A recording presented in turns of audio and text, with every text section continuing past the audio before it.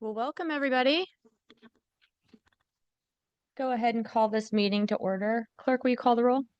Corliss. Here. Halliburton. Here. Ross. Here. Nash. Here. Stead. Here. Willett. 5 present, 1 absent. Thank you. First up, we've got Councilmember Halliburton to discuss the Boise Youth Roadmap. And I actually think that Garrett's going to kick us off Okay. and get us in a few slides, and then I'll jump in. Great.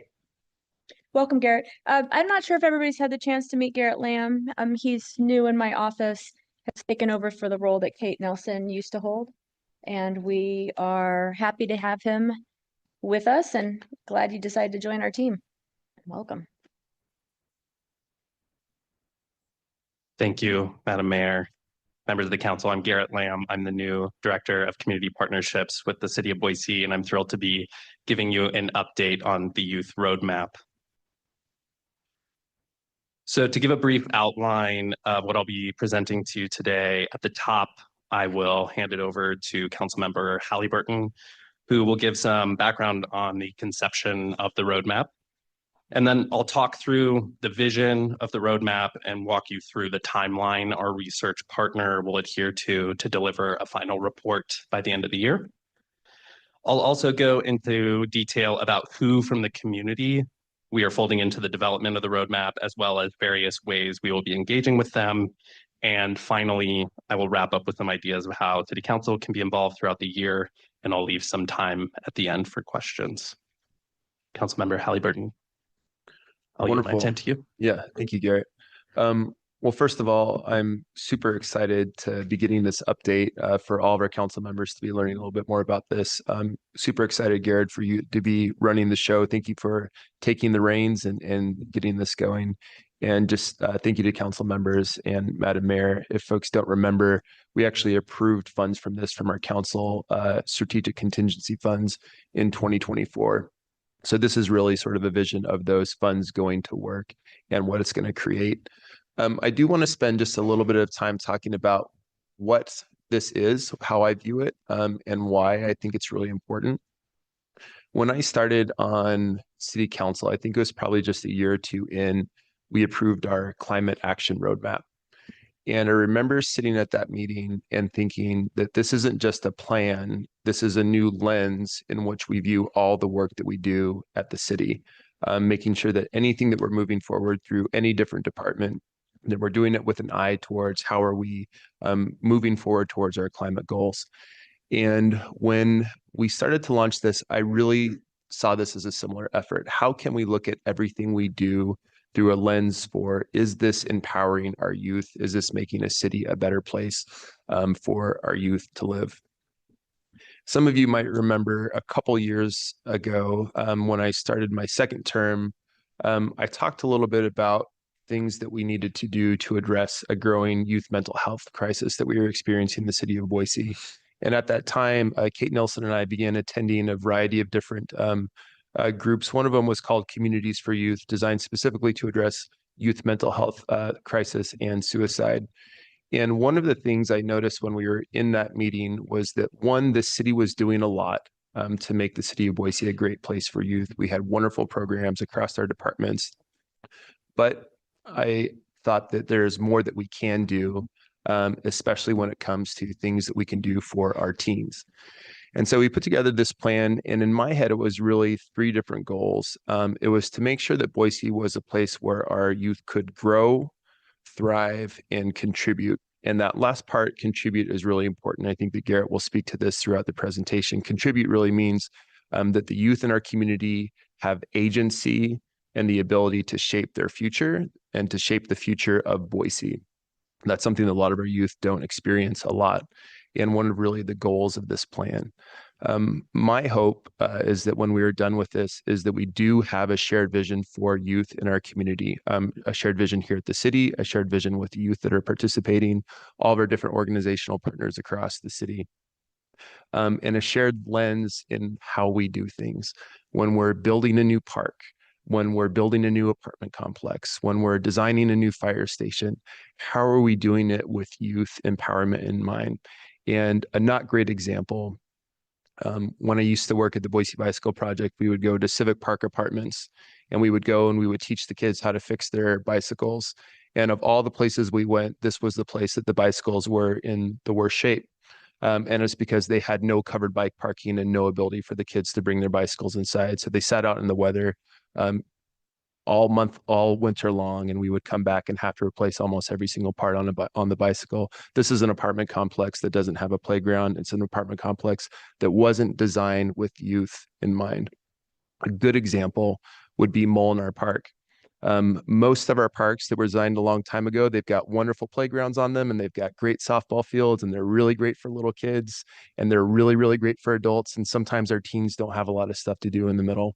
Molinar Park has one of the best skate parks in Boise. Incredible things for our teens to do. And now we have a park that has something to offer every single age. This is a park that is designed with all ages of youth in mind. And so when I say a youth lens, really what I'm talking about is that really, really young age, all the way up to those teenagers and in their young 20s when they're off to school or transitioning between high school and school, and making sure that our community is designed and shaped for them and that they have a role in shaping that as well. So without taking too much away from Garrett, because I know he's got a lot of stuff to add on here, I'm going to end my comments there. Thank you, Councilmember. So let's talk about the vision of the youth roadmap. As Councilmember Halliburton just described, the City of Boise Youth Roadmap is a comprehensive, research-driven strategic initiative to understand the experiences, needs, and aspirations of Boise's youth. This roadmap will ultimately help inform city policies, youth programs, and community engagement efforts designed to ensure that young people feel supported, engaged, and empowered to thrive. Recent data has shown increasing concern about youth mental health, barriers to accessing program, and a lack of structured opportunities for youth engagement in civic life. By actively listening to their experiences and aspirations, the Youth Roadmap brings together youth, parents, educators, and city leaders to create a shared vision and long-term strategy for supporting Boise's next generation. The Youth Roadmap is built on a foundation of data and direct community input designed to capture insights from a wide range of perspectives. The research methodologies that our partner researcher Rathbone Falvey will be using include surveys and focus groups that capture direct input from youth and their families about their needs, challenges, experiences, and aspirations. Stakeholder interviews that engage city officials, educators, nonprofit leaders, and service providers to identify gaps and opportunities. And secondary data analysis that examine demographic, economic, and social trends to ensure evidence-based decision-making. Now, there are many core objectives of this research, so I'll go over the top 12. Is one, assessing the well-being and aspirations and challenges of the Boise's youth through direct engagement with the teens. Understanding parental perspectives on raising kids in Boise and identifying their concerns about the gaps in the services. We want to examine stakeholder perceptions of youth engagement, participation, and development in Boise. Again, we want to analyze secondary data to provide a contextual framework for primary research findings. We want to evaluate the effectiveness and the reach of the existing great programs that we have here for youth services. And we also want to find the gaps and the unmet needs. We want to assess the impact of mentorship, extracurricular activities, and employment opportunities on youth outcomes, examine disparities in access to youth services across different demographic and geographic regions, evaluate the role of digital and social media in youth civic participation. We also want to look at other cities to see what they're doing to understand best practices and strategies for youth services. We want to determine how community partnerships can enhance youth-focused initiatives. And then ultimately, we want to develop recommendations, strategic recommendations for you all, government, community organizations, service providers, and identify policy improvements that will enhance youth engagement and service delivery. So the ultimate goal of this will be a long-term strategic framework for the city of Boise to guide policies, programs, funding decisions related to youth services. The final deliverables at the end of this year will be a comprehensive report summarizing key findings and recommendations, a community engagement strategy to ensure ongoing youth involvement, and recommendations for future council considerations that align resources for city programs and amenities with identified needs. Now, this isn't just about creating a report, it's about creating lasting change. It will serve as a living document that informs policy and program development in Boise for years to come. It will establish new possible mechanisms for ongoing youth engagement in city planning, ensuring that young people have a voice in shaping the future of their community. So with that, I want to walk through the timeline of the project phases and the key milestones throughout this year. This initiative actually kicked off in December, and from December of last year until February, our research partner established project framework and goals and methodology, formed youth and stakeholder advisory committees, and developed survey instruments, discussion guides, and outreach strategies. From March through June of this year, this will be the research phase. They will be conducting focus groups and stakeholder interviews, begin secondary data analysis and review of best practices from other cities, and they will launch citywide youth and parent surveys. From July through September, this will be the analysis and reporting phase where they will analyze surveys, focus groups, and the interview data. They'll identify key themes and actionable insights and begin drafting recommendations based off of research findings. And then in September, they will present those preliminary research findings back to key stakeholders and advisory committees, teens, parents, gather their feedback on their recommendations and refine those recommendations. In October, November, they'll develop a structured youth roadmap report, align findings with city planning and funding priorities, and then in December, they will come present the final roadmap to City Council. So now that I've touched on what the roadmap is and when it will be put together, I'm going to pivot to highlight who we will fold into this initiative and how they will be engaged.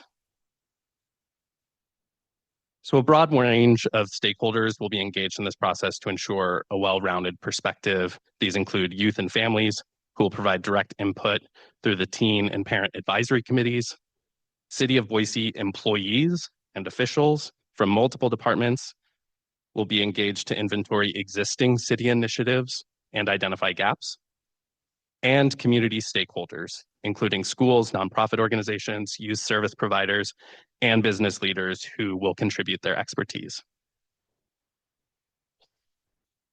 So how are we engaging these individuals?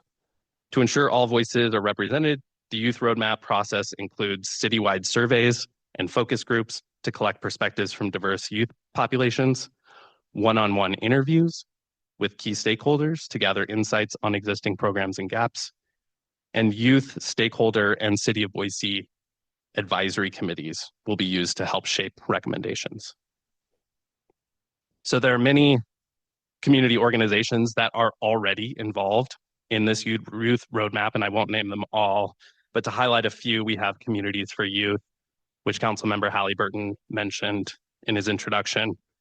Communities for Youth conducts a yearly wellness survey in our school district, which 66% of students took last year. So we already have great secondary data to fold into this initiative. St. Luke's, St. Al's, Idaho Department of Health and Welfare, United Way, Idaho Youth Ranch, Boise School District, and the Boise School District Athletics and Clubs Director. There's also other educational, cultural, and civic organizations that are plugged into this already. We also have identified other stakeholders for involvement, and we will be conducting outreach to them to fold their perspectives into this as well. As far as the internal stakeholder committee for the City of Boise, we have multiple departments that are a part of this committee. Primarily Parks, Marie Hadaway, Robert English, Chris Camacho, and Tierney Ball. From Arts and History, we have Mackenzie Dunstan. Public Works, we have Arabelle Britton and Alex Brooks. From the library, we have the Youth Services Manager, Kate Radford. In Community Engagement, we have Anna Shamim and Nicole Carr. From the police, we have Mitch Tyner, Sergeant Tyner, who oversees the SRO unit. And from fire, we have Maura Hay, the Fire Prevention Education Program Manager. So I know the million-dollar question right now is, how can we be involved? So there are a number of ways you can be involved. One, we welcome your participation in sharing the surveys and the focus group opportunities through city platforms, such as newsletters, social media, and public meetings. Encourage partners, including schools, libraries, and local businesses, to help distribute research materials. Engage directly with youth and families by attending outreach events and promoting the initiative.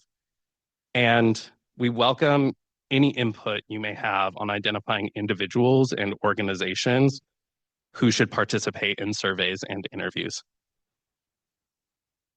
You can also help ensure that the research reaches all communities, including those that may be underrepresented, and reinforce the importance of evidence-based decision-making by using roadmap findings to guide future policy and funding discussions. This roadmap will inform your decisions that you make that will help ensure that young people across Boise feel supported, engaged, and empowered to thrive. And with that, I welcome your questions. Madam Mayor. Yeah, Garrett, it's a pleasure to meet you. We haven't officially met yet. And thank you so much for this presentation. You could tell that there's a lot of thoughtful work that has gone into this. A lot of people from the city of Boise and other organizations. And I'm very, very supportive and so excited to see this kick off this next year, and happy to be a part and participate with this any way I can. I have just a couple of questions. When we talk about the youth and engagement, do we have an age range defined for this? Yes, we had a lot of discussions that predate me and that I have myself been asking, and we've identified the age range of 5 to 20, which is school age youth.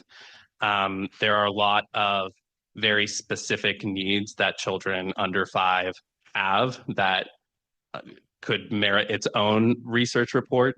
So we really wanted to focus in on the 5 to 20 age range. Okay. And knowing that it's not a big age range per se, but it's definitely very different from what an 8-year-old needs to a 12 to even a 20-year-old. Are we looking at ways to try to capture that separate information for different results as well, I imagine? Yes, for the purposes of the surveys, we will only be surveying teens because it's difficult to survey youth under the teenage range. We will be asking them to reflect on their younger years. We'll also be surveying parents of children of all ages to fold those perspectives into this as well. We'll also be engaging community partners and internal stakeholders that put together great programs that service those elementary school age children as well to get their perspectives. Wonderful. One last item and just a recommendation. The city of Boise has a great program, the Zoo Teens, and I think they have almost close to 200 every year. That'd be a great group of kids to survey in this as well. Thank you.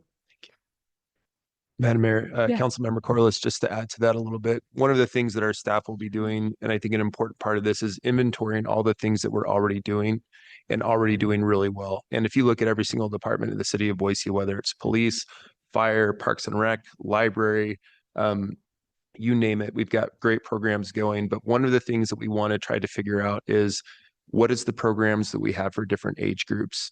And maybe we have a lot of really great programs for 8 to 10 years old, but maybe there's a gap in those tweens or a gap in those teens. And so by taking this large inventory of everything that we are doing, I think that we'll also understand, looking at the different needs of the different age groups, where we might need to be either looking for some more effort or getting some extra input on how we might not be hitting those sections. So yes, to your point, we want to make sure that we are addressing the needs of different groups within that larger framework. I'd love to just comment on a couple things. Garrett, thanks for the presentation. Really appreciate it. And Councilmember Halliburton, I just want to say thanks for leading on this work. You said something today that I think is really important, and that is that you want young people to be able to contribute. And I really appreciate the framework and the thought that's gone into this, because when I think about what we've tried to do to ensure that we're a safe and welcoming city for everyone, whether it be our non-discrimination ordinances or our welcoming city resolutions or the work that our departments are doing day in, day out, it is really grounded in this belief that folks have to feel as though they are wanted and needed to be able to fully participate and contribute to the fabric of this community. And now looking at young people with this lens to make clear how important they are to us. They really are our next generation of leaders, but so that they can contribute, as you said, I think fits so nicely into the ideas that we brought and the vision that we brought to the city as a whole. And as this work moves forward, really look forward to hearing from the consultant and then our team, that great stakeholder group internally, what they found, both what we're doing and also what more we could do, and then figuring out how best we can implement that. And our city leadership team and the department directors, as you can see, that they've established folks in their departments to be part of this, but we'll all participate to the full extent possible to make sure that young people in this community know that they are valued and they know it when they feel it, and then look forward to having them contribute. Thank you. Madam Mayor, if there's no more questions, I just have a couple of additional folks that I wanted to thank. Kate Nielsen isn't in here. Kate Nielsen actually started working on this project and then handed it over to Garrett. And then this was Garrett's first presentation to council. So nice job for knocking it out of the park. You've set a high bar for yourself, but I have a lot of confidence in you in pushing this project forward. We do have city staff members who are already engaged in this project from across different departments, and I'm excited for them to engage. And I would say that if you are not one of those staff members identified, we continue to want your department to lean into this effort, to lean into this idea of creating a youth lens. And I don't think we always get projects at the city where across departments we get to have a shared vision and a shared project to be working on together. This is one of those things where it doesn't matter what department you're in. This is for all of us. And then the presentation itself, I thought, was really wonderful. I'm maybe a little bit biased, but this was put together by Deanna in CE. And I think anytime that you go ahead and include some council members in your presentation, you probably get some extra points from our council members up here. So good job putting it all together. Great job with the photos, all the different things from our different community members and partners. So, and then last but not least, council for, again, approving these funds back in 2024. This is such an exciting way that we can actually use some of these strategic planning funds that we have on council to create something that will last, I hope, beyond all of us. And Madam Mayor, your vision of a city for everyone, this is what that is. This is making sure that when we say a city for everyone, we're trying to figure out what else can we do for our youth. So thank you for having that vision and for that support. Thank you. All right. And now let's see, we've got a couple people here for this. Courtney Washburn, I'll start the presentation off, and then Bree is here. I see Steve Hubble. So Bree Brush, Steve Hubble, Lisa Duplessis and Sarah Arkle are back there to review the work that's been done in the parks, pathways, open space, climate, conservation space, but also the needs that we've identified based on a myriad of plans and the goals that we all have for our districts. Good morning, Madam Mayor, council members. As it was mentioned, I am Courtney Washburn. I am the Chief of Staff for the city, and I'm very excited to come before you today to bring our conservation highlights and priorities. Several staff members and individuals will be presenting today. Not that I need to remind you, but the reason I'm excited to come before you today is that conservation programs are key to who we are as a city. They play a big role in why people live here, visit here, and why businesses come. And whether it be our parks, pathways, open space, or our efforts to remain resilient in light of climate change, these efforts are core to the city's identity. So what we decided to do today is to give you a longer view of these programs. So usually we do an annual budget before you, but I'm not sure it shows the entire picture or cost implications on some of these programs. So we decided to go 5 to 10 years out with the information we're presenting. You probably already have sticker shock if you've read the second bullet point. It's okay. We'll work to figure out how to fund these great programs. But today you're going to get information on pathways, parks, open space, climate action, and water resiliency. We do fund these programs currently not at the levels that meet the needs. So that's what we'll be going into today. As you know, general funds, impact fees, levies are the primary source of funding we use to fund these programs. And collectively, these strategic initiatives are about $250 million of unfunded needs. We did have a really good conversation with a large number of nonprofits. I think it was about 2 weeks ago to get their feedback on this information. And it was positive and supportive. And I think they're willing to help us try to identify different sources of funds. So with that, I think I'm going to hand it over to Bree, who's going to do the Pathways program.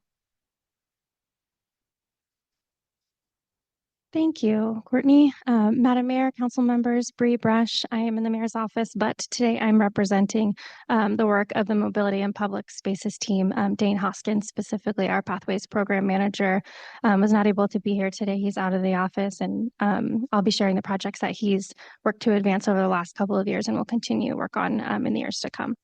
So I'm excited to share where we are with this program, our goals, and how we hope to get there. An overview of the Pathways Master Plan. This was adopted by City Council in early 2022. It envisions a 160-mile pathway network connecting Boiseans through a series of canal and river corridors, roadways, and parks, neighborhoods. The goal is to put 76% of residents within a 10-minute walk of a pathway, up from 10% within that walkshed today. It expands transportation options, connecting people to opportunity, jobs, schools, destinations, and open space.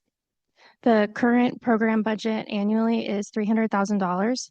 This is primarily used to match federal funds, really leveraging those dollars as far as possible. So that's what that $300,000 goes to today. Projects advanced right now are advanced primarily through federal funding, but we have opportunities to work with partner agencies like ACHD or with irrigation districts to advance other types of micro connections, and of course development. With the adoption of the Pathways Plan, we've been able to secure more than 2 miles of easements through development. So on the screen here, you'll see highlighted several of our active projects that are in various stages of planning, design, construction soon. These total around 4.5 miles of new pathway. Collectively, these connections will serve 20,000 Boise residents when they are completed. I'll go into detail a little bit about some of those. First, the Tuttle lateral near Spalding Ranch connecting to Milwaukee Park behind Capitol High, also near the Goddard Linear Park. This is locally funded. We are in design currently, and we anticipate construction in 2025-2026. Next is the Cascia Garden pathway, long planned, very small connection, but provides 16,000 residents on the Boise bench with access to the Greenbelt through the Garden Street Bikeway. This is federally funded. We have those funds secured, and we're continuing to move that project forward, and we anticipate construction in fiscal year 27.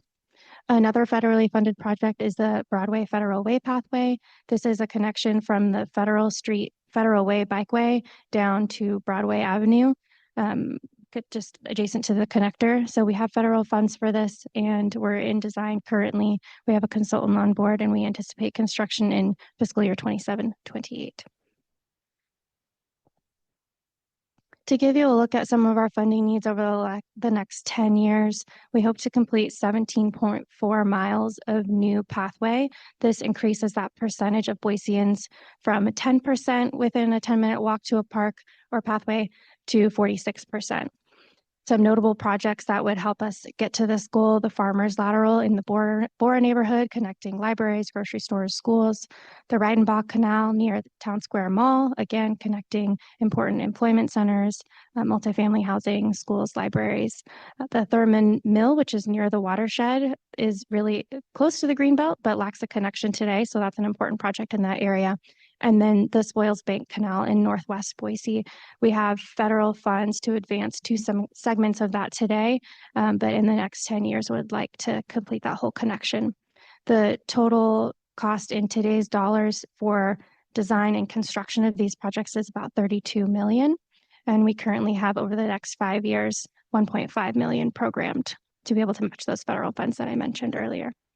Madam Mayor, Bree, is it fair to say that cost per mile is just under 2 million on average for at least some of these planned investments? Madam Mayor, Councilmember Nash, most of the time, yes, it can be between 1 and 2 million, depending on what type of facilities it's next to. If it's next to a waterway that needs to be piped or something like that, it's going to be closer to 2 million. If it's simple micro connection, probably 1 million. Okay, thank you.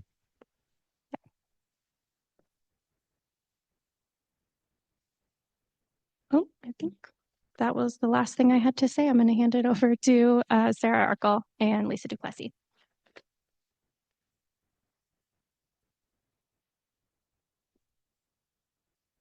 Good morning, Madam Mayor and council members. Lisa Duplessis, Superintendent of Open Space. I'm here to talk to you about our open space programs and really talk to you just about the community's dedication to our conservation and recreation programs. There we go. The open space program is responsible for about over 5,000 acres in our open space reserves and 220 miles of trails. This provides access to visitors and residents to just our natural beauty that we have right outside our back doors. These areas aren't just for recreation, they're also for protecting wildlife habitats. They're vital to our ecosystem and also preventing erosion and protecting native species. One of the hallmark programs that we have is our Ridge to Rivers trail system. It's a interconnected trail system that works through our foothills and provides accessibility and just a sustainable way for people to recreate in our backyard. Our Ridge to Rivers team works tirelessly every year to maintain these trails and keep them safe for everyone to use. Our division leverages lots of different funding sources to make our work feasible. This is through anything from grants, conservation easements, levies, and also impact dollars. There truly isn't a tool in our toolbox that we won't use to try and work on conservation and recreation activities. Among some of our most loved reserves are Holt's Gulch, Camel's Back, and then our expansive military reserve. In Holt's Gulch, we have education facility, Foothills Learning Center, and then in West Boise, we have Boise Urban Garden School. These facilities are there to really help educate our future stewards for years to come. But open space is more than just reserves, trails, and education. It's really backed by a community-driven initiative that relies on partnerships between city leaders, volunteers, citizens, and nonprofit organizations. This is shown through our successful 2001 and 2015 levies that really show that the work that we do is a priority. I have just a few projects that I want to highlight for you to show you some of the work that we're doing.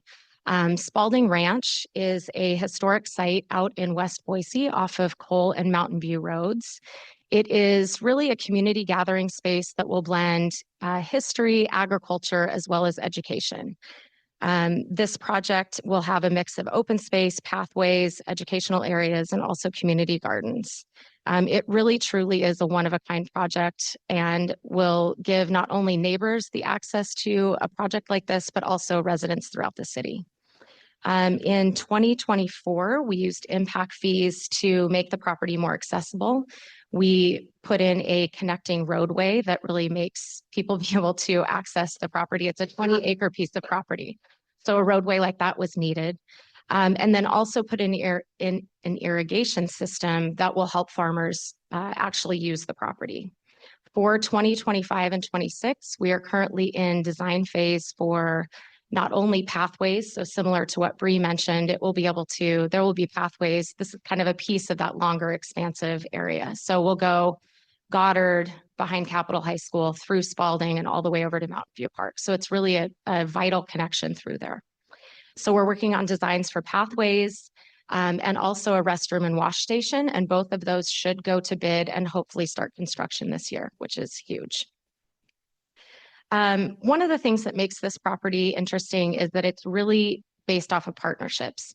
That's what will make this property successful. We're currently working with Global Gardens and also University of Idaho to help really bring this project to fruition. No pun intended. Another thing that we are continually working on is land acquisition. Madam, I'm sorry, go ahead. could you repeat what you're going out to bid on related to Spalding Ranch? Yes, Madam Mayor and Councilmember Nash. This year we have almost finalized designs for the pathways, which will be in a phased approach. So we have kind of phase 1 and phase 2. And so phase 1 is what we're working on, and that will be the main pathway that connects from Capitol High School through the property along the lateral and exits out on Cole, as well as a pathway that will circular around the property. And then we will also go out to bid for our restroom and wash station. So this will have 4 restroom areas or 4 restroom rooms. And then it will have a breezeway in between that will be a wash station for farmers to use to wash vegetables and get them ready.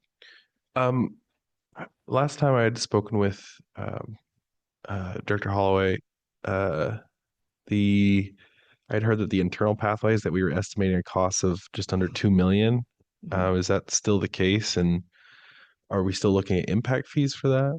Madam Mayor and Councilmember Nash, yes, it is going to be a financial puzzle piece. So the phase 1 of the pathways is estimated at about $1.5 million. And again, we haven't gone out to bid yet. This is just kind of our initial estimations. And then the restroom wash station is about $1 million plus. So the secondary phase of pathways is also at about $1 million. So it will be funded through impact fees that we currently have, as well as some that we're receiving our next fiscal year starting October 1. And then probably we will do an ask for levy funds as well for some pathways. If you're not prepared to talk about this at this time, that's fine. But with us considering a pathway here, and then it's been brought to my attention that the school district may be interested in some reconfiguration of the property at Capitol High. How does that play into our calculus here? Yep. So Madam Mayor and Councilmember Nash, I've been working closely with Dane on that connection. So it seems like a seamless pathway pretty much all the way through. That being said, we have kind of said for this project, our stop will be right before the connection. So the property actually comes, sorry to get into so much detail. The property actually is kind of like the 4 corners. So we're really having to work on, and it's also an irrigation head gate right there. So Dane is working with the landowner there on the corner. And so we've really pulled our project back to where our pathway will stop before we make that connection through the 4 corners and into the school district. So while we are working together and we're trying to time it similarly, it won't be a seamless project that comes together for bid. Last question, Madam Mayor, if I could. Lisa, so it sounded like there was maybe 3.5 million of need here. Do we have any idea what we have programmed with impact fees of that 3.5 million? Madam Mayor and Councilmember Nash, currently we have about 800,000 in impact fees. We will be getting another 1.5. And that's the current money that we have accessible right now. And I'm excited about Spalding. So thank you for asking all those questions. Yeah, this is such an exciting project. And I love, in my mind, it's such a perfect example of how we set a pathways goal, an open space goal, parks goals, and all of it connects through this property. And also really, I'm excited about the partnership with Global Gardens and U of I to really give a nod to the heritage of the space, which is why it's still open. And it's a great asset for the city and the neighborhood. I was going to ask you, because there's also been great partnership with the neighborhood association here.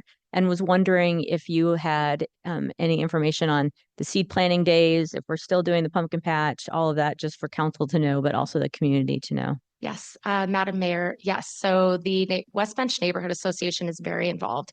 Jonathan Mebley, who was their president, actually comes out and works weeding the orchard almost every Friday as the season gets going. We don't have a planting day set for the spring, but we will get that on the calendar. But we will have the pumpkin patch, and I believe that date is already set. And I need to check with Amanda just to see if that's on calendars. But and we will have many more pumpkins than we did last year. So lots more. The neighborhood does love that. So those things are coming. Before you move on to land acquisition, could you go back to the other slide on the open space? You know, I just thinking about I get constituent emails from time to time talking about how crowded our trails are now.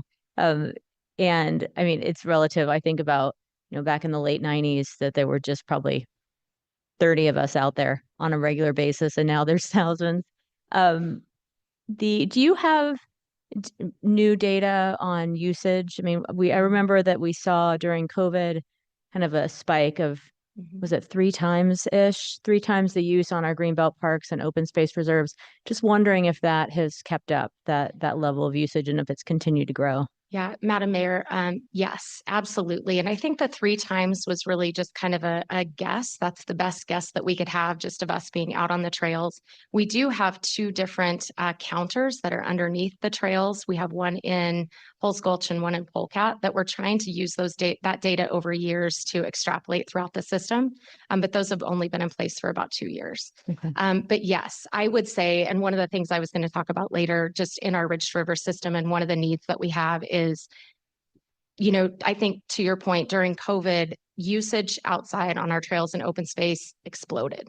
And so how do we kind of keep up with that with new trails, new trailheads? But yes, we are still seeing every single year it gets busier and busier. Yeah. I was on the Greenbelt yesterday. I'm normally a morning user, so I really enjoyed seeing all the people that were out after work on the Greenbelt yesterday, whether it be families or individuals, and lots of dogs on leashes. But it was just a reminder to me of how well loved our open spaces and pathways are.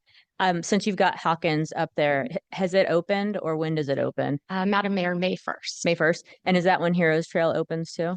Heroes Trail, and I need to look, we opened 6 trails yesterday. Oh, really? And so I can't remember if that one's on the list or not, Okay. but I will let you know. All right, I'll run by it and check. Great. Thank you. You're welcome. Yes, I was outside yesterday afternoon too in Hillside to Hollow, and it was slammed. So I think as the weather gets nicer, that's when we see this huge influx and increase as well. One thing I wanted to make note too, just talking about Spalding Ranch and land acquisition, is I think that as our community grows and changes, the definition for critical open space changes as well. And so while I think for years and years, we really looked at foothills property, and that was where we needed to preserve and protect habitat. While that's still true, we also have the addition of, farmland is something that we're losing critically. And so that's what makes Spalding such a unique area, right in our urban area, to have kind of a large piece of ag property, and even just small, pieces of green spaces that are in our urban areas that may just be right down the street. So I think that for us as a division, we've really had to look at that definition changing over time. Land acquisition. So a lot of the acquisitions that we make really support our trail connectivity, water quality, and ecosystem health, while also maintaining public access. Sorry, my daughter's calling me and I'm going to decline the phone call. When they call from college, sometimes you have to answer. So With a sense of dread most of the time. Right. She like, calls oh on no, her, what's wrong? She calls on her way to class. So I know it's just a basic call. Anyway. And so, yes, we try to really work on having responsible recreation. So still maintaining public access, but also looking at water quality, habitat, and ecosystem health as we're out there.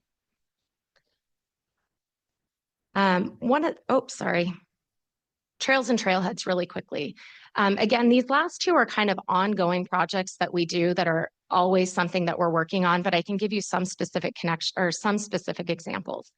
Our trails and trailheads work as Madam Mayor mentioned, it is exploding out in our system. And so we're constantly looking at new routes and new trailheads and ways that we can improve this for our users. Last year, we constructed the Curlew connection. This was about a 1.8-mile connection up by Fat Tire that was identified in our 10-year management plan. And we opened it in the fall, but it ended up being closed. It was too soft. So we will open it again this spring for good. So that was one thing that we did. We're also working with BLM and America's Trust for Public Lands on expanding the Cartwright Trailhead. So this will be adding a restroom, putting in dedicated equestrian parking, and just making the trailhead essentially safer for users in that area. Again, it's such a busy place that we're trying to do everything we can just to make it safer. And that one I want to flag, that's the one that we got a grant from the BLM Mhm. Foundation. We did. The kind of ongoing work to leverage the funds that we have from our residents. We received a call from the BLM Foundation interested in doing some partnership work in this region, and our team identified this as a need that also matched within the foundation's focus area. And so it allowed us to do something more than we might have done more quickly than we might otherwise have done, with funds that are not ours, but are a nod to the investments that we've made with other funds from Boiseans. Mhm. Yes, Madam Mayor. So the details on this is we actually got a $200,000 grant from America's Trust for Public Lands, and we essentially doubled that with levy funds. So we used $300,000 of levy funds to make this project work. So a great partnership. Madam Mayor, Mhm. do we have what type of I guess public philanthropic efforts do we have? Like, is there anything organized as far as like a sustained like in the same way we have the Friends of the Public Library, do we have something for Foothills Trails operations and maintenance? Madam Mayor and Councilmember Nash, yes and no. So we do have certain groups, Friends of Military Reserve. We have some that are smaller groups that really are dedicated to a specific area. We work with the Land Trust of the Treasure Valley quite a bit as well. So we work at Hillside to Hollow with them and also throughout the system. But as far as like a large kind of Friends of the Library, we don't have anything similar to that. I think that as we look forward to funding gaps and things like that, I think some of those groups will come together just as they have in the past as well. And so I think that's always an opportunity for sure.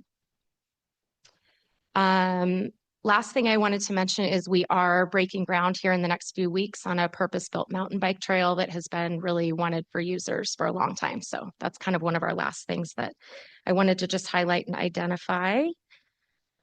And then talking about funding needs, to invest in trail connections and new trailheads across the foothills is expensive. We do have 220 miles of trails, but I would say that the community need definitely outweighs what our system allows at this point. The vision of having a Boise front trail from 55 to Highway 21 and be able to have residents really move safely across our foothills is at about an estimated 65%. That's a really hard number to capture. But if we try and look at that, that's about where we are. So there's still a lot of work to be done in that arena. To get to that goal of 100%, it will need to be through land acquisition, easements, trail easements with private landowners, working with our public partners. So really just trying to continue on down this road of making that front trail a reality. Another thing that we work on is the America the Beautiful initiative. This initiative aligns with national conservation goals to protect open spaces, enhance biodiversity, and also promote sustainable land management. The city is constantly working through towards these conservation targets, and we do that through focusing on responsible land stewardship, wildfire prevention, and water conservation. One of the big things that's probably the most public that we work on with this is our City of Trees Challenge. And so that is part of the America the Beautiful initiative. And we also just work on our management of open space, our habitat preservation, and also conservation and recreation. I think that much of the work that parks and open space teams do really speak to this initiative as well as other climate initiatives that we have. And speaking of other climate initiatives, I think looking at the funding that we have and all of the different mechanisms that we've stated really just help us keep the current assets that we have now. So when we're looking at the expansion and doing different things, we're wanting to put continued investments into water efficiency. And this focuses on irrigation upgrades, drought-resistant landscaping, conservation programs that all reduce water usage. Another big thing that we work on is fire mitigation. So we work on invasive species management, mowing within our wild urban interface areas, and also working on fuel reduction projects. So this is a really big effort, and I think really top of mind since we had the Valley Fire and it really was right in our back doors. You know, just looking at all of this, we're so lucky to live in the area that we do. I'm lucky to be able to do this work with my team, and we've done so much work so far, as well as many people before us. But there's also a lot of work still to be done, and this is just a quick glimpse of things that we need to get done.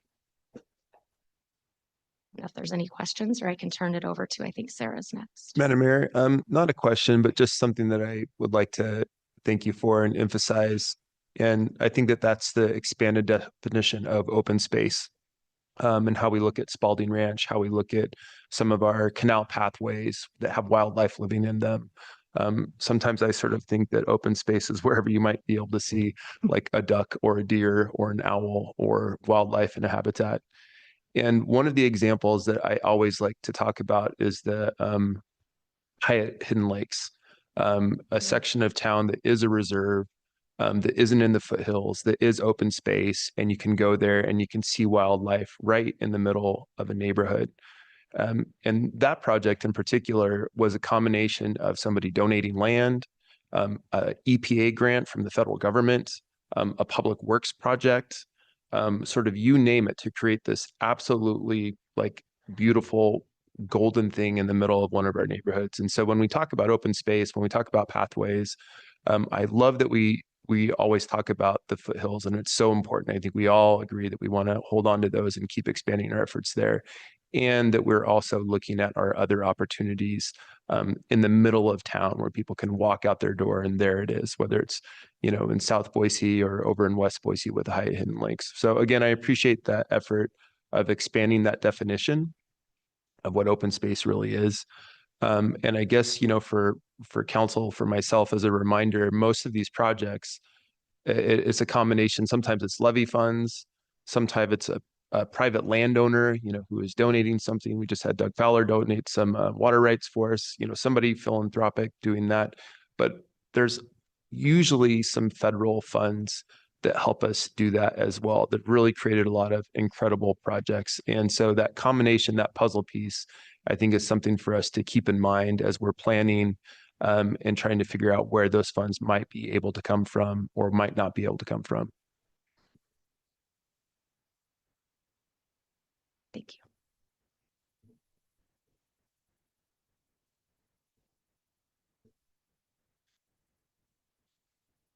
Good morning. All right.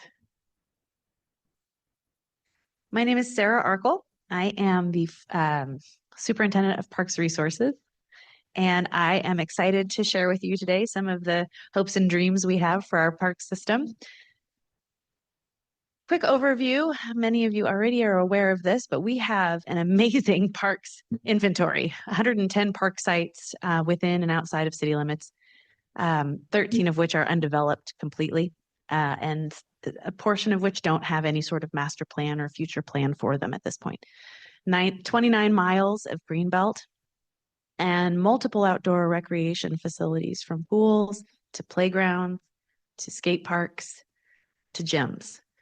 As we've been talking about all morning, we leverage a variety of funding sources, whether it's general funds, impact fees, donations, public-private partnerships.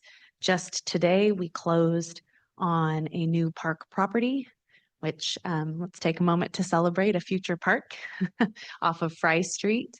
And that purchase was available to the city with the use of levy funds and through the interest on the part of the seller to offer this property at a reduced price. So we're so lucky in this community that we have people who are so committed to our parks and open spaces, as we've been talking about all morning. Time and time again, we see studies and we experience ourselves that parks play an important role in fostering well-being, in fostering mental health, physical health, community connections, a sense of belonging, and also have these wide variety of environmental benefits, whether it be stormwater pollution prevention or helping improve clean air through the planting of trees in our City of Trees Challenge. These spaces, these open spaces, these parks are critical to who we are as a city. We'll be talking about some programmed projects today. Some, as you've seen in the past presentations, we have a little bit of a formula. We'll talk about what's upcoming and what we're working on. And then that long-term need. Courtney mentioned, we're not currently funded at a level that we need to be funded at. And really, we really never have been. I mean, the price of constructing parks, the price of constructing facilities, the price of property has all outpaced our ability to collect impact fees.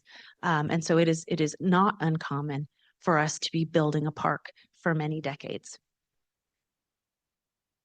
Some of the program projects I wanted to highlight today, these are just a few. We have, I think, 40 active projects right now, and we're about to begin a number of others. But Alta Harris Park is top of mind for a lot of folks across the city. This is a anticipated large regional park. This year in 2025, we are utilizing $1.5 million of impact fees to bring utilities to the site and to do the necessary roadway improvements in partnership with ACHD to ensure that we can access the property for future park amenities. In 2026, and I should say, I'm really excited. I think we're going to be able to break ground this summer on those roadway improvements. We're already on site digging a well so we can bring water to the site. So things are beginning. There is incremental improvement in progress. In fiscal year 25 or 26, we anticipate an additional budget of $1.5 million in impact, or excuse me, $3 million in impact fees that will allow us to build a portion of the park. We're going to focus again on access and usability, parking lot, pathways, bathroom, landscaping, irrigation, and those critical infrastructure needs. So in total, $4.5 million of impact fees dollars will be used to partially construct this park between now and 2027. The linear park and pathway at Goddard Street. This project was recently completed. This is a very exciting partnership between the community, the school district, because Capitol High is right across the street from this this property. Used to be a dirt, just kind of an eyesore, a dirt lot that was challenging for the landowner, Settlers Irrigation Canal Company, to manage. There was issues with dumping and overnight parking. We were able to come to an agreement with Settlers wherein they donated the property to the city for us to then construct a community asset, this lovely linear park, which is a first of its kind of for our park system, in that it is linear and it is built around moving people from one place to another in a safe environment and in a pleasurable environment, in a beautiful environment. I'm excited to see what it's going to look like when the trees are leafed out and those lights in the evening can illuminate the footpath. It'll be beautiful. $2 million was budgeted for this project, and levy funds were utilized. It was identified as a critical connection. It was identified as critical open space by the advisory committee that provides recommendations to council on the use of those funds. And we're very excited. We'll be having a ribbon cutting this spring. Hopefully you'll all be able to join. Peasley Street Connection. This is another project where we are very, very close to completion. We should be done in the next 2 months. Another completely unique facility for the city of Boise. This stairway will connect Peasley Street at the top of the bench above Ann Morrison Park into Ann Morrison Park for a safe connection that's off-road, like off-street, right? Because we have Americana, which is a busy road, and Capitol, which is a very busy road. This was another community-driven project that was funded through levy funds as it was identified as a critical connection. That'll be another one where we will be doing a ribbon cutting, hopefully, or some sort of opening this spring. But these are just a snapshot of some of the projects we've worked on over the past 2 years, projects that we'll be completing or nearing completion over the next year or two, and something that we're really proud to highlight today. These are wonderful community projects. So I'm going to spend some time on this slide because some of those numbers are kind of big, and I want to make sure folks understand what we're talking about here. So we have a number of already developed park sites, some of which are fully developed, some of which are partially developed. In total, about 50% of our master planned park sites are completely developed. And I was kind of shocked by that number. I mean, you go around town, you see a lot of parks with playgrounds and bathrooms and, amenities, but often we have not been able to collect the impact fees that would allow us then to continue to build out that park and meet the service needs of a growing community. So about a year ago, we started doing an inventory of all of our parks, of all of our master plans, to try and come to a full estimated cost of need to build out all master planned parks. And that's that number you're looking at, 68 million. That's in today's dollars. If we had unlimited staff resources, if we had unlimited budget, if we could build out all of the parks that we committed to building out, that's how much money it would cost. That does not include park sites that have not yet been master planned. The other need that we've identified is to make good on that commitment of 100% of our community walking or biking to a park within 10 minutes. We have been fortunate with the availability of levy funds that were passed in 2017, to be able to walk towards this goal. And we arrived at that $9+ million estimate by looking at how much we've spent over the last 10 years on trying to acquire property that would allow additional Boiseans to get to a park. We do not have a dedicated fund for that.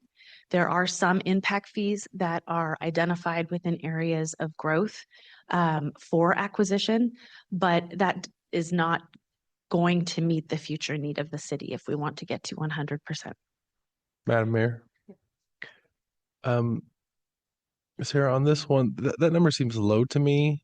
Is that just because we've been really efficient the last couple of years, and so we're using that same kind of metric? Does that include like green up of those spaces too, or is that in the $68 million figure?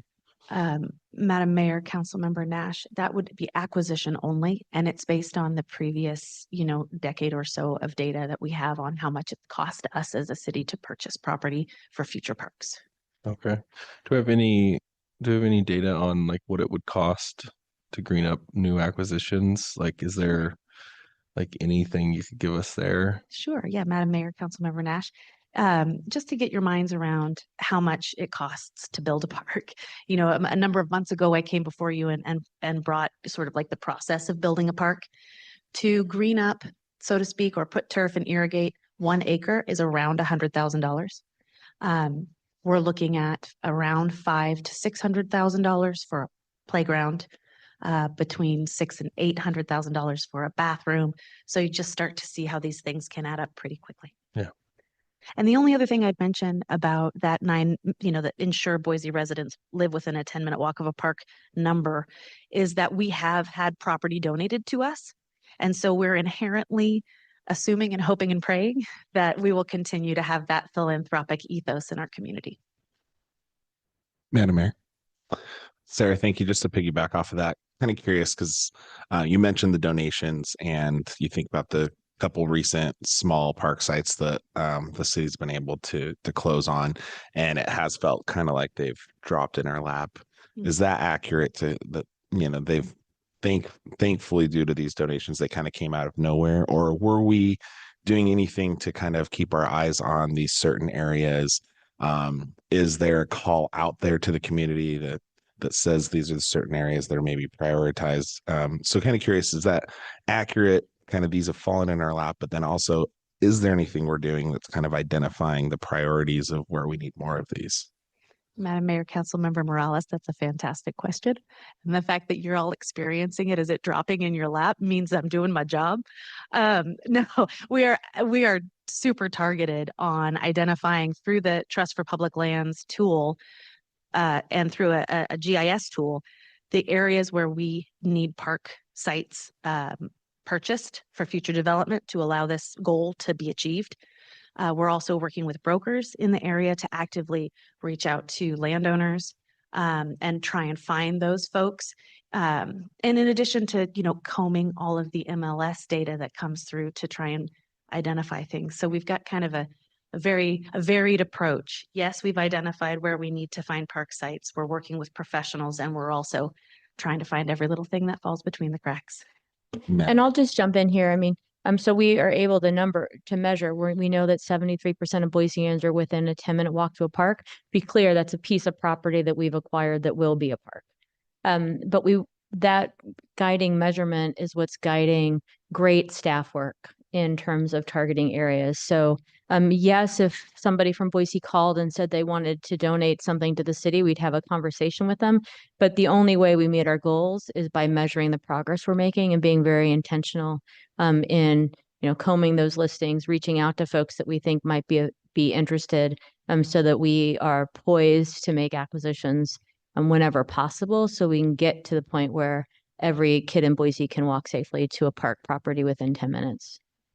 And Madam Mayor, I'd just like to say thank you, Sarah, and give you a public pat on the back, because I think that's really important to understand for neighbors is that, the public land trust map is fantastic. You can see where those areas are in need and that you know where those are, and you're actively working with brokers to identify properties, and we're working on that. It's not just happening out of nowhere. So thank you so much. My pleasure. It is the best job in the city. Madam Mayor, one more question on this, Sarah. Have you done any type of analysis that would give you a minimum number of properties to close the gap? Do we think it's 15 to 30? Do we have any idea what the minimum number of property acquisitions it would take to do that? Oh man, Madam Mayor, Council Member, that is a tough one to answer. We unfortunately we have to be a little opportunistic. And so I could go back and talk with the team and see if we could run a GIS analysis that would give us, at the very least, how many pieces of property would we need to acquire to meet that goal, and see if I can get you that answer. That'd be very helpful. If we start looking at, what on this list is accomplished, we could accomplish in the next 10 years or so. I mean, if we had a good idea of, hey, it's going to take 15 to 20 more parks, it's going to cost 1 to 2 million per park, or whatever the number is, that can help us get a better idea of how we can prioritize some of these investments and pitch them to the public to see if this is something that they might be interested in. And I see the 10-minute walk to the park as something very tangible that people would be an easy sell to folks that know that they want that in their neighborhood, and showing them what it would take to give that to them. I could see that being a very powerful messaging tool. Yeah, Madam Mayor, Councilmember Nash, I mean, you hit the nail on the head. Again, that's acquisition as an estimate. We then would be expected to raise funds to build those parks out. So, Madam Mayor, just real quick on that. As a reminder for ourselves and for other folks, sometimes we already have those parks. We just got to get people to them. And so sometimes the absolute cheapest way to get that 10% or get that 10-minute walk to the park is actually figuring out a better way to get there.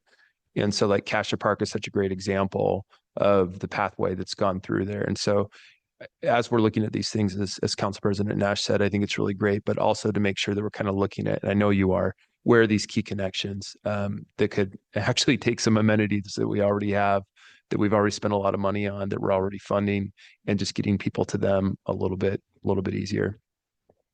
Madam Mayor, Councilmember Halliburton, we do coordinate with our Pathways team pretty closely to try and identify those corridors. And I know Dane and our parks planner, Trevor Kessner, meet regularly to try and continually identify future opportunities. So thank you for bringing that up.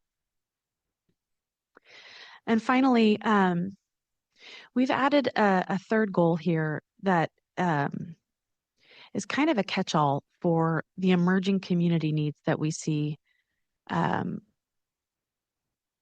growing. And I could talk about pickleball for days on this one. Who would have guessed that paddle sport would become so popular so fast? In order for us to be nimble and address these recreational desires and community needs, we have got to be thinking creatively about how we fund them, because that is currently a need, something we have not been able to do. I put the Boise River takeout improvements on here as another example.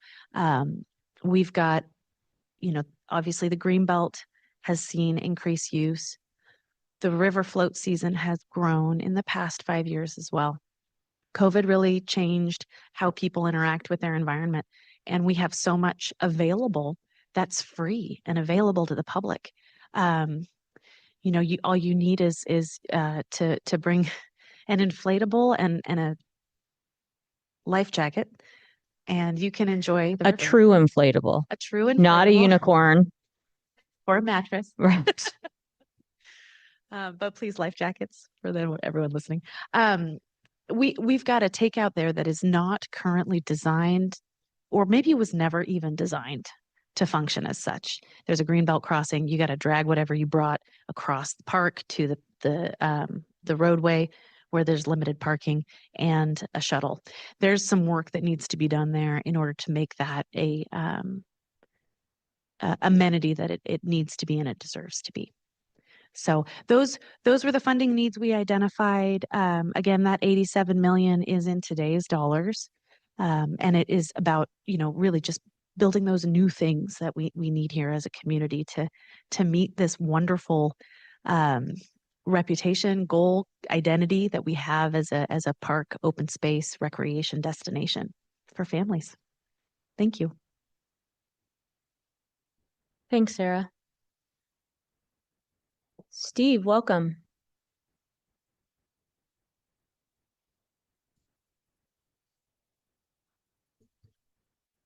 Thank you, Mayor, members of council. Steve Hubble, Climate Action Manager in the Department of Public Works.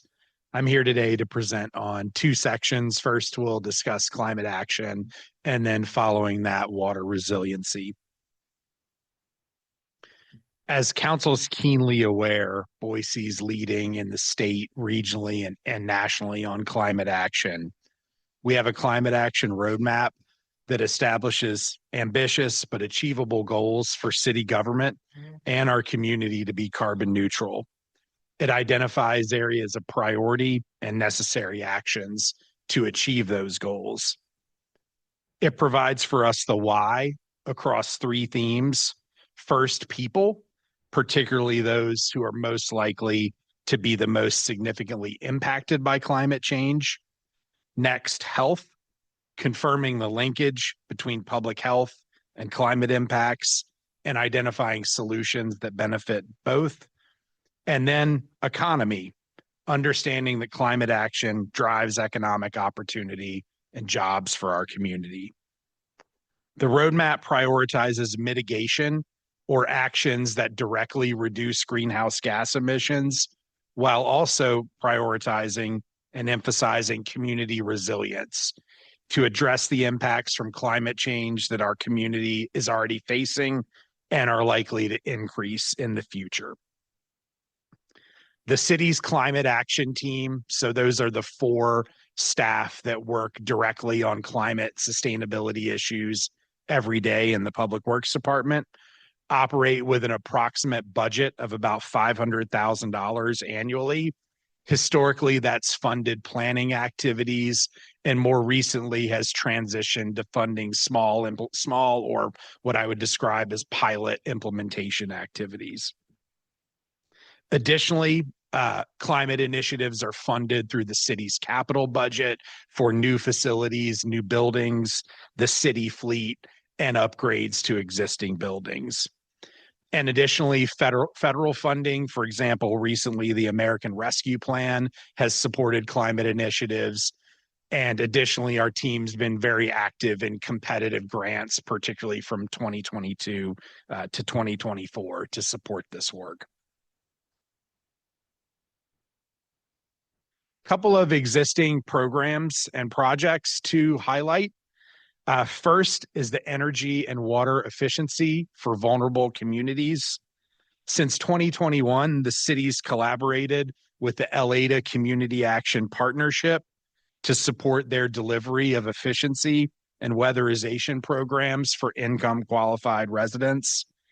In 2024, the supplemental funding that the city provides to this work helped to weatherize over 80 residents in the city of Boise, residences in the city, which is great, but there is certainly a long list of additional need. This work has a significant impact for those residents because it saves them money on their energy bills and provides safer and improved conditions in their homes. I also want to highlight the clean electricity purchase work that we've been actively engaged on with Idaho Power to identify and expand voluntary opportunities for customers of all shapes and sizes in our community to access clean electricity. We're excited to work with the mayor and city council to begin powering our airport and Lander Street water renewal facility with this clean electricity last September. And that is a picture of the Black Mesa facility in Elmore County from which we receive solar power. And this work supports the climate economy with local investment in a renewable energy technology that's deployed in Boise or in our region. And then finally, I want to highlight the geothermal utility with the timely announcement of a water rights acquisition yesterday as well. But the city, as you all are aware, the city operates the largest direct use geothermal system in North America, which provides a local, affordable, and clean source of heating to almost 100 buildings in downtown Boise and the BSU campus. And in addition to the city's system, there are 3 other geothermal systems that provide heating for the state government complex downtown, the Veterans Administration campus, as well as hundreds of residential customers in the East End and Warm Springs area. And this clean heating source allows buildings to heat with an alternative to electricity or natural gas, and that the system provides cumulative benefits of avoided emissions for our community.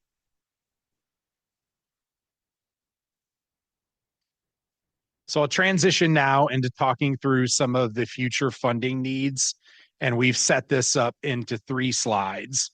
The first focuses on what's referred to as community climate action, which are programs that reduce emissions, so the mitigation part of our climate action work. And so first, we'll start with energy efficiency. And so historically, the city's grounded all of our climate and clean energy transition work with an approach to energy first. Often, energy efficiency measures are the lowest cost climate action measure. They save residents and businesses money and the city, and they have the shortest time period typically to turn a return on investment. There's 3 programs highlighted here. The first is improving energy efficiency in city buildings. The second is increasing energy efficiency opportunities for residents and within our community. And the third would be to expand the partnership with LADA that I just mentioned on the prior slide and support our residents that have a great need there. Next is clean energy. So as we deploy clean energy across our community, this reduces impact on our energy utilities during a time when they are managing significant challenges related to growth in the region and in their service area. And it also creates jobs that support the clean energy transition, like electricians, heating and air conditioning contractors, and similar professions that support this work. Funding here would continue the transition to clean energy in city facilities, and the same for buildings and facilities across the community. And the third, electric vehicles. We can support our community and the continued transition to electric vehicles by supporting increased electric vehicle charging. Electric vehicles have no tailpipe emissions, and so they provide an instant benefit along our streets and neighborhoods for air quality.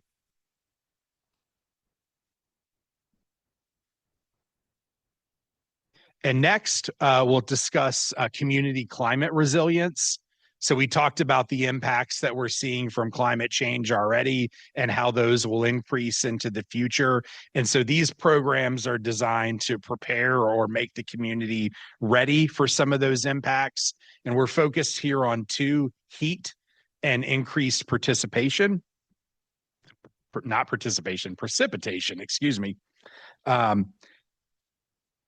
And so when thinking about heat risk, shade is one of the ways that we can reduce heat risk. We have some great existing analysis that shows that our neighborhoods that have a higher tree canopy are significantly cooler than areas of the city that do not share that same tree canopy on hot summer days.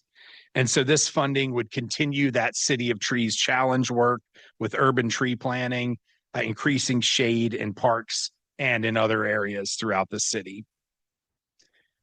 And then to address increased precipitation, what's referenced here are green infrastructure projects.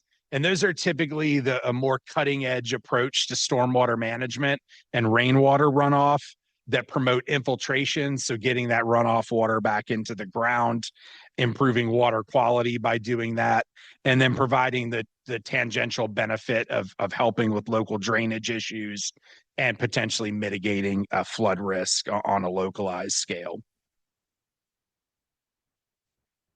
And then last, the geothermal modernization and expansion. As I mentioned earlier, the geothermal system provides that clean local source of heat that does not utilize fossil fuels. Historically, as you all are aware, the direct benefits of the geothermal system have generally been concentrated close to downtown where those systems are present, But nationally, we're in a period of renaissance with geothermal energy. With advancements in technology, particularly with ground source geothermal, there are increased opportunities for geothermal systems of the future to have benefits across a broader area of the city. So the funding needs proposed here would help to modernize and expand the current system, but potentially also explore pilots for geothermal in other areas of the city at a campus or neighborhood scale. And so this slide summarizes the funding needs across those three areas. And I'll just pause briefly here before we go to the water section. Madam Mayor. Steve, are you familiar with the book Drawdown by Paul Hawken? Are you familiar with that? Where he kind of lays out the different priorities and what's can be most effective, like in climate resiliency. That's kind of the framework that I've tried to look at some of these things about how to make our dollars go as far as possible. How can we get the most bang for our buck? And I'm wondering if you could just maybe speak to like the things that we've done and where do you think we're getting closest to our goals? Like, I mean, I don't have any special expertise here, but I imagine that the deal with Idaho Power was really effective in getting us so much closer to that goal. Are there specific things that you can point to? Like we could do 100 different things on climate action, but what are the things that are moving the needle the most for us? Madam Mayor, Councilmember Nash, thank you for that question. If you walked up to my office, Drawdown is on my desk in the stack of books. So certainly something we use as a resource quite a bit. It's a tremendous guide kind of on a worldwide or global scale. And how we think about it, or the framework that we utilize it in here locally, is kind of zooming that global scale down to what's impactful here in Boise. And I think in terms of your specific question, I point to two things that you see here. First, energy efficiency, that cost effectiveness of energy efficiency is really important. So it's low cost and potentially has immediate impact. Where our utilities are challenged are providing more resources to address growth in the energy system. And so when we can offset that need from the beginning, essentially replace the ability of having to create that new infrastructure by being more efficient, that's significantly impactful. And then just kind of a hyper specific example of that is that as the city's been working to electrify our buildings, we've been incorporating energy efficiency measures as well to try to make the buildings as efficient as possible to go along and accompany that change to clean energy. And then secondly, or actually I think it's just back here to this slide, the clean electricity purchase. So our ability and the community's ability to impact clean energy on that large scale. So large scale energy generation is significantly impactful and cost effective. And that doesn't downplay the importance of more discrete applications like rooftop solar. Those certainly have different types of benefits, but when we can tap into sort of this level of action at that scale, it's particularly impactful.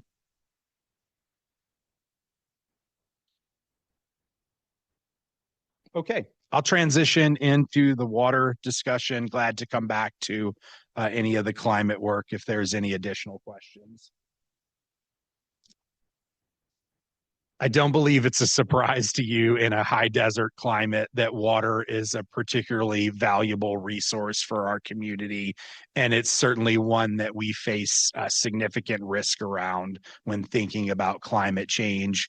I make reference often to the Boise Climate Adaptation Assessment, which was a study that was completed back in 2016 with the University of Idaho to look at what climate impacts would be in our region and across the state. And 6 of the top 8 of those key impacts are all related to water. And ultimately, that work has driven a lot of the city's water resources work since that time. And so, as you all are aware, Public Works leads the city's water resources programs. We provide administration for the city's water rights and then collaborate with water stakeholders on regional water supply and water conservation issues. And then the team takes its strategic direction from the water sections of the climate action roadmap, essentially embedding or using the climate roadmap as an umbrella to drive our water resource and water resilience work. Before moving into the current projects and funding needs, we thought it might be helpful just to provide a brief overview of water systems in Boise and then share some facts about water usage. So I'll start with the map on the left. We source water as a city from surface water, for example, the Boise River, and groundwater. That surface water is primarily captured, utilized, and controlled from the 3 upstream reservoirs in the Boise River system: Lucky Peak, Anderson Ranch, and Arrow Rock. And as snow melts or it rains in the mountains above those facilities, water collects and then is typically released across the spring, summer, and early fall. And the primary use of that is to support irrigation throughout the valley. Additionally, water is accessed from groundwater aquifers to support both potable or drinking water needs and irrigation. And then once that potable or drinking water is used, the city's water renewal system delivers this used water to our water treatment facilities or water renewal facilities, where it's treated to a high level and has historically been discharged to the Boise River. The future of that program will also include the development of a recycled water facility to treat that used water to a high level and keep it local for aquifer recharge or industrial reuse. And then on the right, just some quick numeric facts. So Veolia, which is Boise's primary provider of drinking water, sources 70% of our potable water from the ground and 30% from the river. The average potable water use for Idaho is 179 gallons per day per person, which is almost double the national average. So there's a great opportunity for water conservation here. And also, specific to the city's water rights, we control almost 300 water rights, and the significant ones of those are focused on irrigation, primarily in parks or the city's 20-mile South Farm and the geothermal system. Couple active programs to highlight. So I talked about our team's work to administer water rights. This requires coordination across many city departments with other water stakeholders like irrigation entities, and then working with the State Department of Water Resources. I've been fortunate to present quite a few times recently on the assured water supply work to council. That's a new set of requirements connected to the city's modern zoning ordinance to ensure that new development approvals are aligned with available water resources. And then also the Boise Municipal Irrigation System.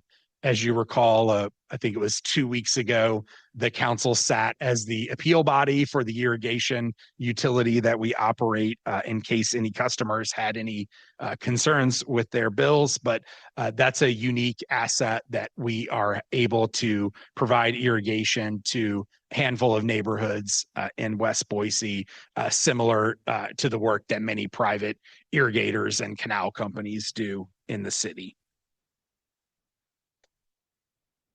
And so our funding needs here connect back to those water priorities that I mentioned in the opening slide related to water acquisition and water conservation.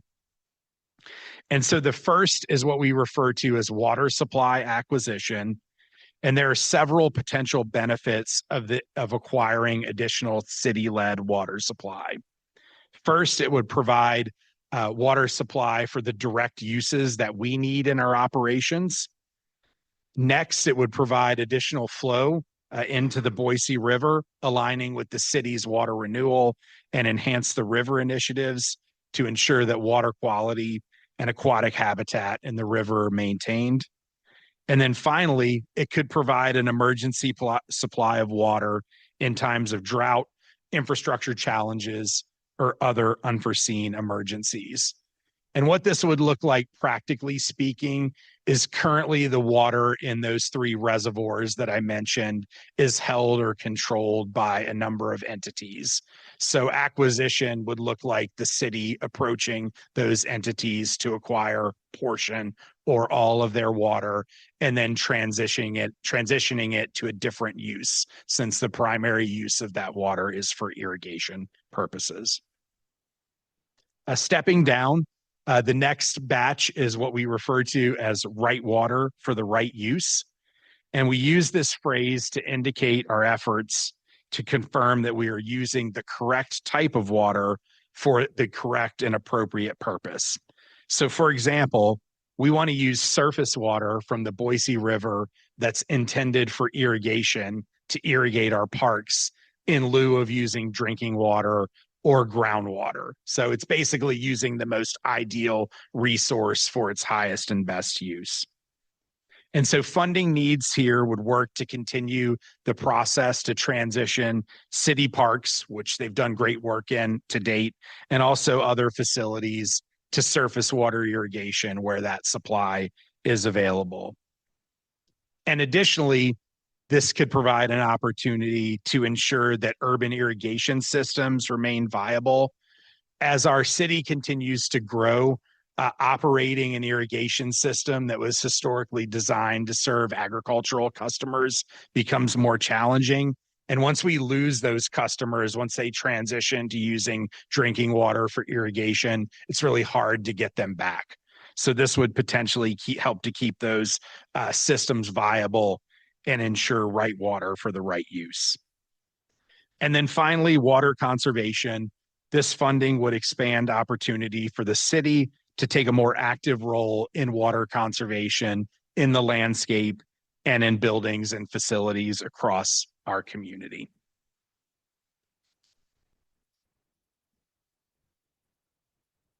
And that concludes my slides. I'll pause for any questions on water before I turn it back over to Courtney. Madam Mayor. She'll start and go down the line. Yeah, Steve, thank you for this presentation. A lot of really good information here on both climate action and also on water and conservation and acquisition. I do have a couple questions. Back to the climate. I know the city's been engaging quite a bit with our private partners. Can you maybe discuss some of the things that the city has engaged with for private companies that are working with us or have plans to share our goals in the climate space? Madam Mayor, Councilmember Corliss, thank you for that question. As you might suspect, we connect frequently with our peers in many of the large, medium, and small organizations that are housed here within our geographic footprint. We talk to them often about the importance of their role in climate success or achieving the city's climate action goals, and how we as the city government are certainly working hard to do our part, but we need residents and businesses to do their part as well. So we're having very frequent conversations with those entities. And then I think maybe an example of where those conversations have pivoted to a more formal approach is in the clean electricity purchase that I referenced. The solar facility that was shown in the photograph there is a joint venture between the city, Micron, and Idaho Power. So with that facility, Micron is utilizing 75% of the power and the city's utilizing up to 25%. So a great tangible example of where the city's climate interests and a local business's climate interests have aligned into a mutually beneficial project. Right. Yeah, thank you. That's a really great example there. When we're talking about water supply, could I have you back up a couple slides? Oh, sorry, one more forward. Thanks, Steve. So in the middle here, we have a water rights management. Is this what you were referring to in the last slide where we're looking to actually acquire more water rights as a city and best managing those for the highest and best use for that resource? Madam Mayor, Councilmember Corliss, yes, the intent of the photograph here, the section here within the active programs, was just to highlight the work that our team does currently in terms of managing the city's broad portfolio of water rights. But when you think about that work in the context of water supply acquisition, that would likely look like acquiring different water rights that would then add to that portfolio. Madam Mayor, Steve, is the city looking at storage systems, if you would, for, as we move forward and looking to protect our water sources and our water supply? Are we actively looking at some storage mechanisms for our water? Madam Mayor, Councilmember Corliss. So I talked a little bit about the upstream reservoir systems. One project that's currently in the works at the state level with federal funding is increasing storage within the Anderson Ranch Reservoir, which would potentially provide an additional opportunity for water supply. So that could be one target in this water supply acquisition area that the city would look to as a source. And then I think regionally and statewide, there's a lot of work on aquifer recharge, potential storage projects where water is pulled off the river during time of high flows and stored temporarily. So we're certainly remaining aware of those things, and they could potentially be a part of this work as well going forward. Yeah. Thank you, Steve. And Madam Mayor, last thing is just more of a comment is, living in West Boise, I would be amiss if not discussing water and water supply is just to make sure we have a reminder that there's many in West Boise that are on wells that are a cost to those owners and have a potential to go dry. And I'd like to see if we can continue to be actively working with Veolia on plans to how do we look to extend those water lines. They're very expensive, and putting on that on a homeowner is just egregiously expensive and cost prohibitive. So what are we doing to help protect those residents and protect their water supply, and supporting them in those times? So I guess that's just more of a comment that I love to see us continue to work on this and to highlight this in that area of town. Thank you for highlighting that. Thank you. Madam Mayor, Steve, if you want to pass this to Courtney, you can pass it to Courtney in her presentation. What I'm seeing you present is things that our community tremendously want. It's input that we got in our climate action roadmap, the tremendous amount of community input that we've put in there, and what we've been hearing our community demand for since I've been on council and before that.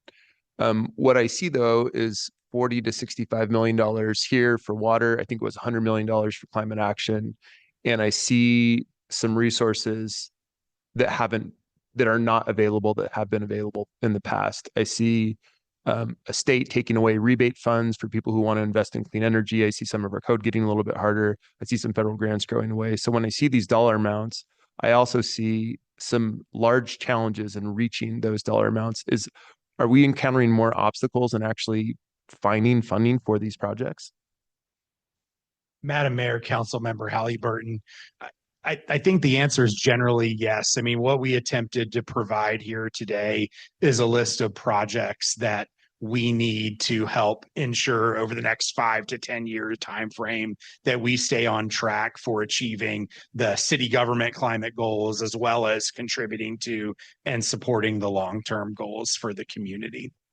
Yeah, thank you for that, Steve. I see some challenges here, and I see some priorities that we have to make sure that we're thinking about. And I see some opportunities for us to invite the community to be involved and help get these things done. I remember before I was on council, we approved some clean energy goals. And I remember, Madam Mayor, you at the time as a council member talked about, we don't know the new technology and initiatives that might be available that might help us reach this sooner. And since then, we've seen so much new technology, so many initiatives, so much support from federal level, from state level, from all sorts of different places to actually accomplish a lot of these goals. And certainly for some of our private partners like Idaho Power and Micron recently helping us with some of these things. And now I see a whole lot of challenges that I haven't seen before in the past. But with that challenges, I always think that there's then an opportunity for community members to say, this is still what we want, for this council to say, this is still what we want. It is what I want. And trying to figure out what that new puzzle is going to be to get us. So knowing those challenges, knowing the funding amount is great. Knowing some of those barriers and those challenges that we're going to face in getting there, I think is also important. And so I would love to better understand the roadmap that we have, but also some of the increasing barriers that we're going to see getting there, and how we might be working around and using the community to help us achieve those goals that I think are still really important. So again, thank you, Steve. And Courtney, you might touch on that a little bit as well. Yeah, I think I appreciate that, council member. In fact, I mean, so much of this work has been made possible because the community has wanted the city to lead, recognizes it's a way to future-proof our economy and create opportunity through these challenges.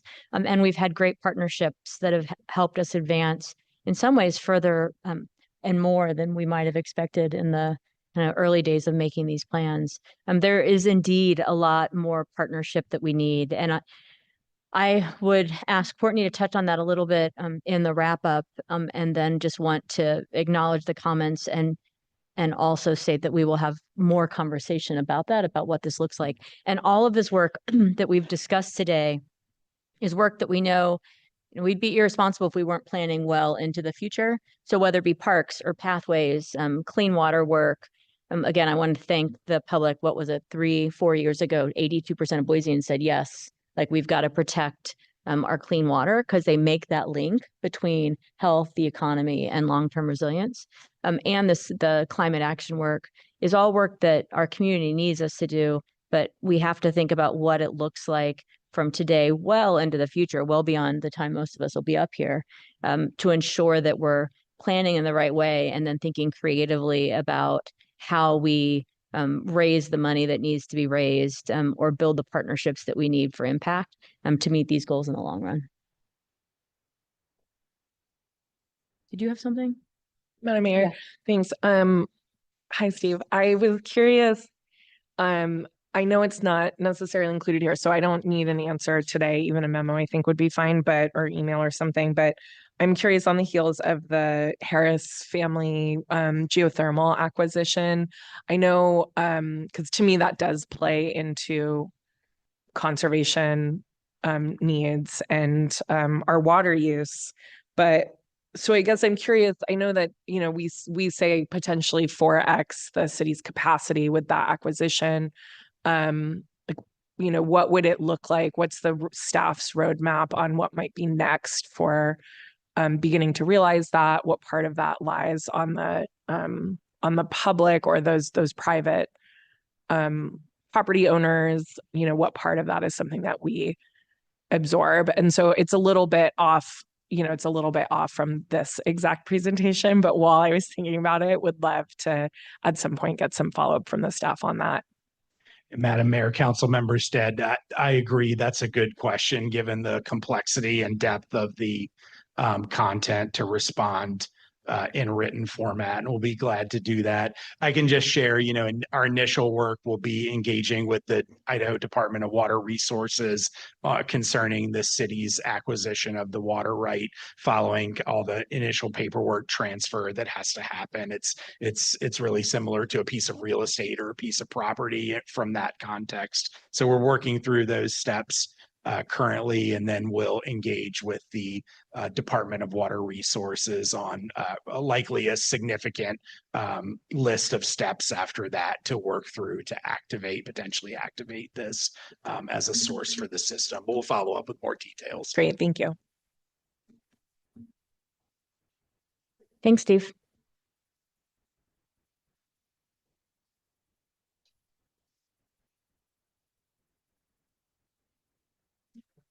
Madam Mayor, I like the reference to a puzzle. I think this is an ongoing puzzle. I will start with just reminding council of our financial constraints. So we're all aware that the legislature has limited the ability for us to take 100% growth in addition to federal funding either drying up or becoming more unpredictable. Which makes our efforts to do all of this work more challenging. We've talked a bit about the general fund, impact fees, public-private partnerships, philanthropic donations. I did, though, want to touch on public financing. You'll notice in a lot of the projects that were discussed, the backing for those either involved full funding from the levy or partial funding from the levy. I believe the levy that passed in 2015 has a balance of about 2 million. So that backing won't be there much longer. 2 million isn't what it was in 2015. But just a reminder, the city has asked voters to support public financing in the past. In 2001 was the Foothills levy, which was a 2-year override levy for 10 million. In 2015, the scope of that was expanded to open space and clean water. This is the fund that still has some resources in it. And then fortunately in 2021, we got voter approval for a bond for 570 million. If we didn't, you would have seen a slide from these folks saying we need $570 million for the wastewater system. So at least that one is off the sheet. But I did want to make sure that you were all aware of all the pieces to the puzzle. And I think creativity is really important right now. Prioritization is really important. And then really looking at all the different ways we might support these programs moving forward. So I'm hoping you got a more in-depth look at what we're looking at as opposed to just, well, 1 year budget ask when it comes to some of these programs. I hope you saw that the departments are working together in the conservation space. I'm sure you already knew how critical these programs are to the community. And so with that, I think I'll just stand for any questions. Madam Mayor. Mhm. I think it was just 2 weeks ago that Eric presented on budget constraints, and then once again we're talking about needs that we have that exceed those. So I think what would probably be helpful to me is better understanding what tools that we have. So maybe a presentation from finance or Courtney on understanding the different types of bonds or levies that might be available. I understand with enterprise funds, it's a little bit different with that 570 million. So understanding how we could offset general fund obligations with something like that. I think additionally, the thing that kind of came up during this, what I would be interested in is some type of strategic plan related to 10-minute walk to a park and pathways. That I mean, those numbers seem doable as far as acquisition goes, but better understanding how we can accomplish that goal, green up those parks or do those pathway connections, like Councilmember Halliburton said, to increase that. Those seem like manageable goals here with which wouldn't be a big ask from the public. So I think those are my two takeaways from this. If you'd entertain those. Madam Mayor, I think it's easy to look at some of these slides and it can maybe seem a little bit overwhelming or a little bit daunting. I think especially sort of in the climate that we're in right now, political climate. It's also super exciting. I mean, there's like project after project after project that we've done before in the past that the community has loved, that have been successful and were great investments in the community's dollars, the city's dollars across the board, from grants, you name it.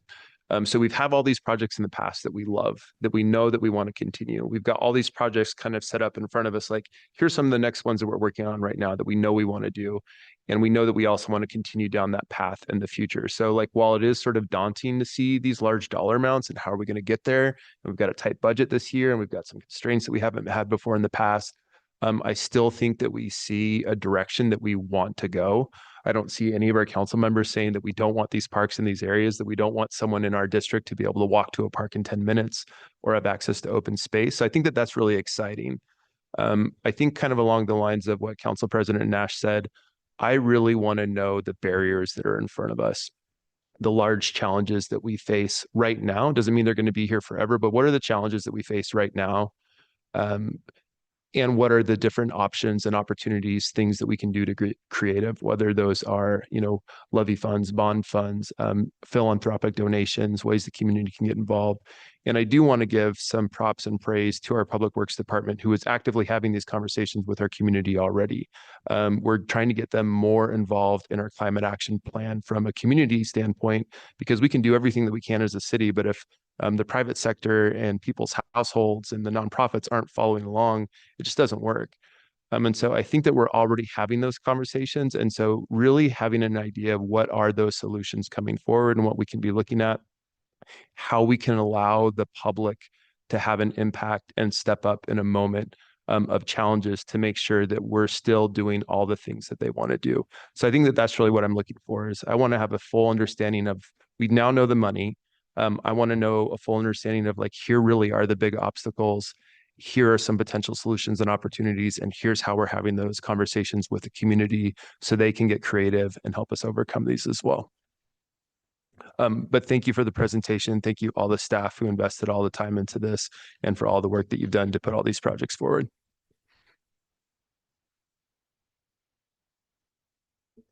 All right. Thank you very much. Thank you. We will take a break and be back at noon for a quick meeting.